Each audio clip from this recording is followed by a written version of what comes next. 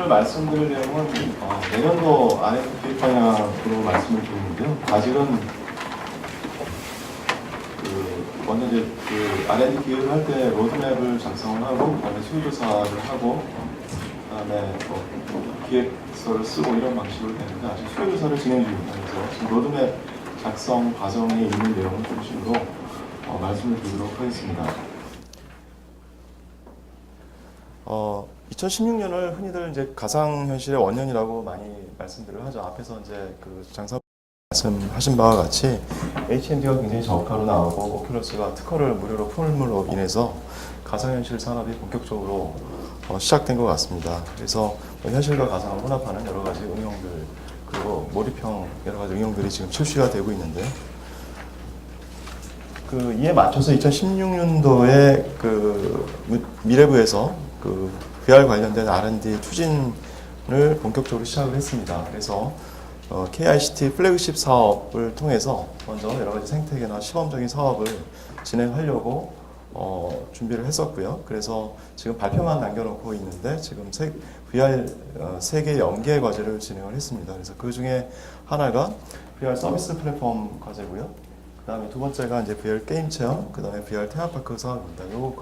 이 사업은 R&D와 BR&D를 합쳐서 단순히 연구 개발로 끝나는 것이 아니라 실제로 콘텐츠가 나오고, 그 다음에 서비스가 일반에게 공개될 수 있도록 해서 아까 말씀드린 상암에 직접화돼서 일반 사람들도 써볼 수 있도록 해서 파급력을 높이려고 그렇게 준비를 하고 있습니다.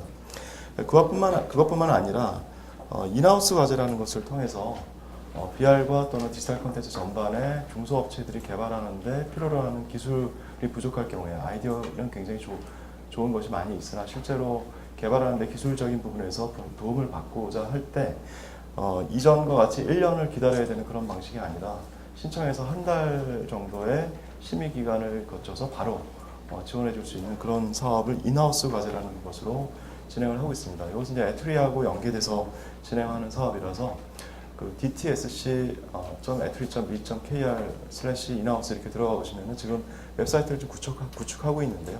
올해뿐만 아니라 내년에도 계속 지속적으로 이런 관련된 사업을 진행할 거기 때문에 뭔가 개발하려고 할 때 이미 에투리에서 굉장히 오랜 기간 개발한 여러 가지 개발 노하우나 또는 개발 라이브러리 이런 것들이 이미 구축되어 있는데 그것들을 재개발할 것이 아니라 갖다 쓸 수 있도록 커스터마이즈까지 해줄 수 있도록 그렇게 하는 사업을 진행하고 있습니다. 그렇기 때문에 VR 관련된 콘텐츠 개발이나 또는 간단한 응용 프로그램 같은 거 개발할 때도 이쪽을 활용하시면 여러 가지 금전적으로도 굉장히 도움을 받고 기술적으로도 많은 도움을 받을 수 있을 것 같고, 마찬가지로 VR 플래그십에서도 이 사업과 연계해서 많은 기여를 할 예정입니다.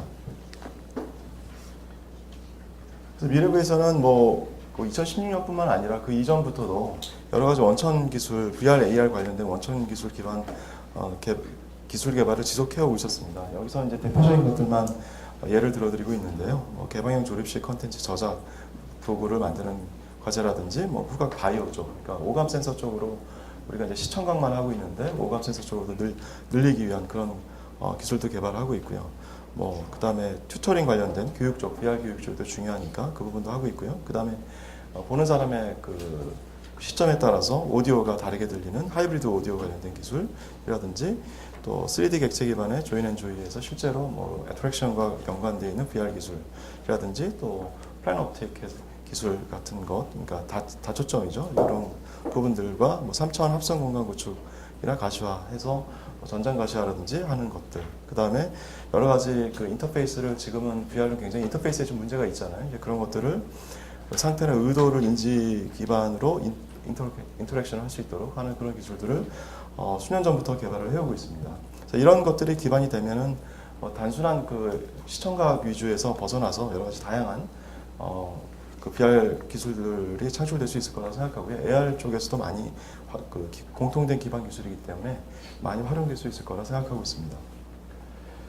그래서 2017년도는 크게 이제 두 가지 분야에서 지원을 하려고 기획을 준비하고 있습니다. 그래서 2017년도에 먼저 도전과 대응으로 VR 분야를 보시면 아까 말씀드린 바와 같이 여러 가지 VR 육성 전략에서 말씀드렸던 것 같긴 한데요. 일단 2016년에 VR 플래그십 사업을 어느 정도 서비스 플랫폼 같은 것들은 구축이 될 거라고 생각이 돼서 17년도에는 다양한 VR과 다양한 융합 시도를 하는 과제 기획을 준비하고 있습니다. 그래서 킬러 앱이 뭔가 나와야 어떤 시장의 어떤 활력제가 될 수 있고 또 그걸 통해서 VR 생태계 구축이 될 수 있을 거라 생각되는데 그래서 이제 VR과 뭐 게임, 뭐 뮤직비디오, 뭐 공연, 영화 여러 가지 그런 다양한 분야와 분야들이 융합돼서 그 우리가 지금 준비하고 있는 플래그십에서 준비하고 있는 VR 서비스 개발 플랫폼 위에 또 그리고 여러 가지 기반 조성을 준비하고 있는 것 위에 꼽힐 수 있도록 그렇게 준비를 하고 있습니다.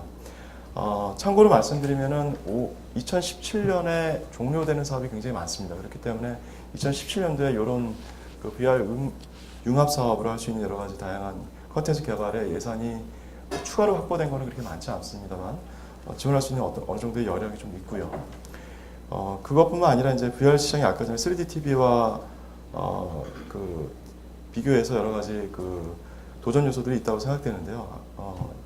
구글에서 만들어지는 뭐 데이드림이나 뭐 스팀 같은 그런 플랫폼 경쟁이 좀 격화될 거라고 생각이 들고요. 이 부분에 대해서 이제 저희가 준비하고 있는 그런 서비스 플랫폼에서 경쟁 요소를 갖출 수 있도록 계속 인크리즈하고 여러 가지 기술적인 지원을 해야 될 것 같고요.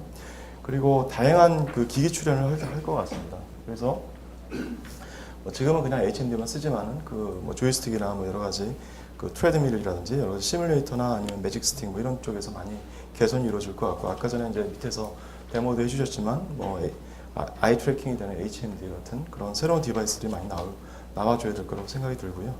그리고 말씀드린 휴먼 팩터나 사회적인 이슈 같은 문제도 좀 있을 것 같아요. 뭐 게임도 사회적인 이슈가 많이 있었을 것 같고 또 그 몰입형으로 인한 어지러움증이나 이런 휴먼 팩터 같은 것들도 산업화를 저해하는 요소라고 생각이 돼서 이것들을 지원하기 위한 그런 별도의 연구기획 사업을 지원하려고 준비하고 있습니다.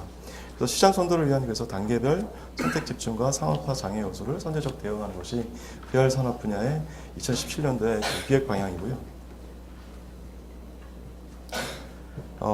그리고 그 SKT에서 뭐 TAR 많이 오늘 보여주시긴 했는데 AR 분야도 그 올해 홀로렌즈가 나오면서 조만간 이제 사업화가 될 거라고 생각이 들어서 이 부분에 대한 것도 그 원천 기술 쪽에서 지원을 하려고 준비를 하고 있습니다.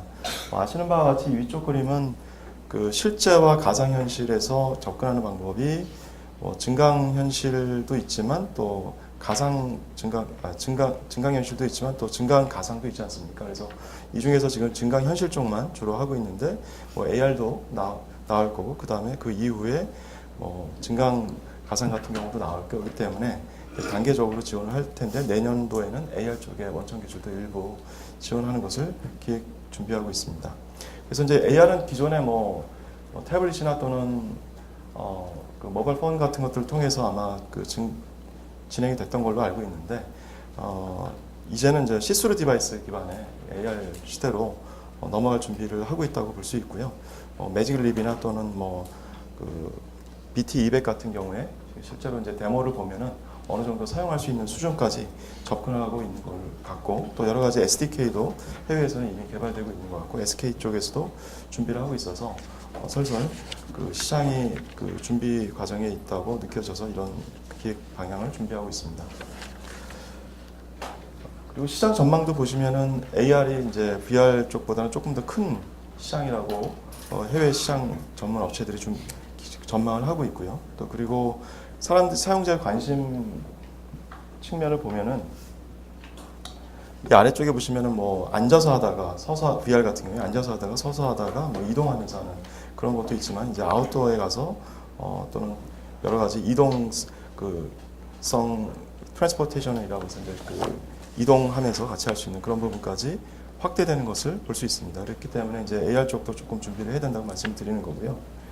구체적인 사업 방향을 보시면 VR 기반 기술 고도화가 조금 더 필요해서 준비를 하고 있고요. 그래서 예를 들면 VR의 품질 고도화 지금 4K가 아직 많이 지원되지 않고 있는데 4K, 8K를 하기 위한 그런 품질 고도화나 또 가상 공간에서의 새로운 UI 아까 전에 이제 아이 트래킹하는 거 보여주셨는데 VR 쪽에 UI가 아직 많이 좀 부족하지 않습니까? 네, 그런 부분들 그리고 사용자 공간 이동이 가능한 백팩에 메고 하는 방식으로 지금 하고 있는데 또는 트레드밀 같은 방식 그런 것들을 위한 시뮬레이션 기술 또 휴대폰이나 모바일 기기에 특화된 어떤 VR 콘텐츠를 획득, 제작, 출력해서 일반 사용자들이 할 수 있는 그런 기술들 방향을 예로 들 수 있습니다. 그리고 VR 시장 활성화 지원을 위해서 준비하고 있는 사업이 플래그십 사업과 또 VR 신사업 기술 개발인데요. 첫 번째 사업은 올해 이미 진행하고 있는 사업에 추가로 2개 정도를 예산을 확보했습니다. 그래서 신규 사업으로 내년도에 2개 정도는 기본적으로 지원할 수 있을 거라 생각이 들고요. 그리고 이제 VR 신사업 기술 개발 사업은 아까 전에 말씀드린 바와 같이 VR과 여러 가지 다른 사업 분야가 융합될 수 있는데 그런 창의적인 아이디어들이 중소기업에서 많이 나올 수 있을 거라 생각이 들어서 이런 그 사업을 다양한 많은 그 중소기업들에게 지원을 해서 여러 가지 킬러 응용을 개발할 수 있는 그런 기회를 얻고자 합니다. 그리고 아까 말씀드린 바와 같이 뭐 휴먼 팩터나 여러 가지 그 VR 산업화 방해 요소 기술을 기술적으로 극복할 수 있는 부분을 찾아서 적극 지원하려고 하는데요. 휴먼 팩터는 앞에서 설명드렸고 또 VR이 지금 그 수익 창출을 할 수 있는 비즈니스 모델이 좀 부족하다는 얘기가 많이 있어서 뭐 PPL이라든지 360의 뎁스를 이용해서 광고를 넣을 수 있는 PPL이라든지 하는 기술들을 서포트하면은 수익 창출과 같이 연결할 수 있을 거라 생각해서 이런 부분들을 산업화 방해 요소를 해결하는 허들 극복 사업을 진행하고자 합니다. 그리고 AR 쪽은 아까 말씀드린 바와 같이 투과형 기기를 위한 증강현실 기반 기술을 중점적으로 지원을 하려고 준비하고 있습니다. 그래서 증강현실을 위한 뭐 비주얼 검색 기술 고도화라든지 또는 3D 객체 실사 합성 기술을 위한 기술 고도화, 또 지금은 VR 서비스 플랫폼만 있지만 AR 플랫폼 같은 것들이 가능한지 지금 검토해보고 있는 단계이고요. 또 여러 가지 수요 조사나 이런 것들을 통해서 조금 더 준비를 하고 있고요. 참고로 말씀드리면은 올해 조금 남아있는 예산 갖고 그 VR 응용 관련된 사업이 아마 그 지금 기획 중에 있습니다. 그래서 7월 달에 아마 같이 공개가 될 것 같고요. 네. 이 정도로 큰 기획을 말씀드리고요. 또 7월 12일 날 로드맵 설명회 공청회가 있습니다. 그래서 그때 조금 더 자세한 준비 사항을 더 말씀드리도록 하겠습니다. 네, 감사합니다.